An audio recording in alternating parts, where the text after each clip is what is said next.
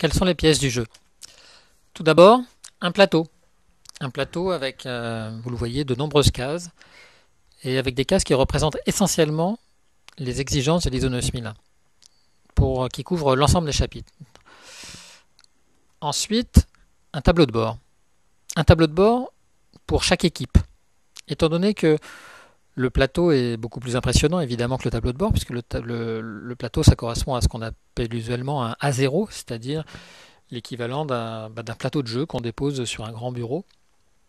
A contrario, le tableau de bord de performance, considérez qu'il s'agit d'un A4, qui est donc la propriété de chaque équipe. Donc si vous avez un jeu de 4 équipes, chaque équipe a son propre tableau de bord, 4 tableaux de bord en tout. Paradoxalement, ce qui mène le jeu, ce sont les tableaux de bord.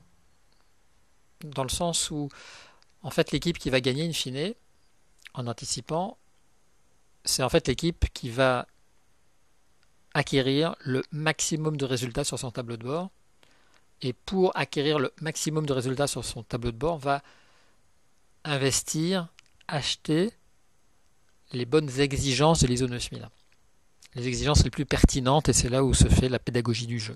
Mais toujours est-il que le jeu est plutôt guidé par le tableau de bord que la table de jeu qui est une résultante finalement des performances qu'on cherche à atteindre et de nouveau qui, elles, sont définies dans le tableau de bord.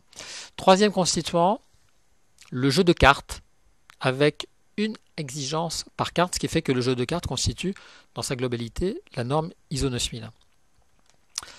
Chaque équipe est dépositaire d'un jeu de cartes ISO 9001. Ensuite, au niveau du jeu, nous avons des cartes quiz. Les cartes quiz, c'est un jeu de cartes qui est posé au milieu du plateau et qui fait qu'à chaque fois qu'une équipe, en lançant des dés, parce que chaque équipe va lancer des dés successivement, lorsqu'une équipe va donc arriver sur la case quiz, ici où vous avez le Sherlock Holmes qui est figuré sur la case, lorsque donc l'équipe tombe sur une case quiz, en fait elle tire une carte quiz, étant donné qu'une carte quiz c'est en fait un exemple de pratique, et le but du jeu dans ce cas-là va être de chercher à identifier à quelle exigence ISO 9001 appartient cette bonne pratique.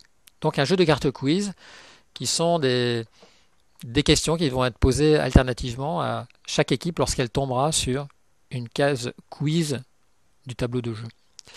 Enfin, une montagne d'euros, une somme d'argent importante, qui va d'une part servir à chaque équipe pour acheter des exigences de l'ISO 9001, c'est-à-dire investir dans des bonnes pratiques qui vont les rendre conformes à l'exigence ISO 9001, donc des euros à la fois pour acquérir des bonnes pratiques et des euros pour payer des pénalités lorsqu'il y aura des pénalités, parce que parmi les cases du tableau de jeu, outre le fait d'avoir des exigences de l'ISO 9001, il y a aussi des cases qui sont des cases pièges ou chance selon les cas, mais qui font soit payer, soit qui provoquent des rémunérations en matière d'euros. Donc il y a également, comme dans la vraie vie, des euros à l'intérieur de ce jeu.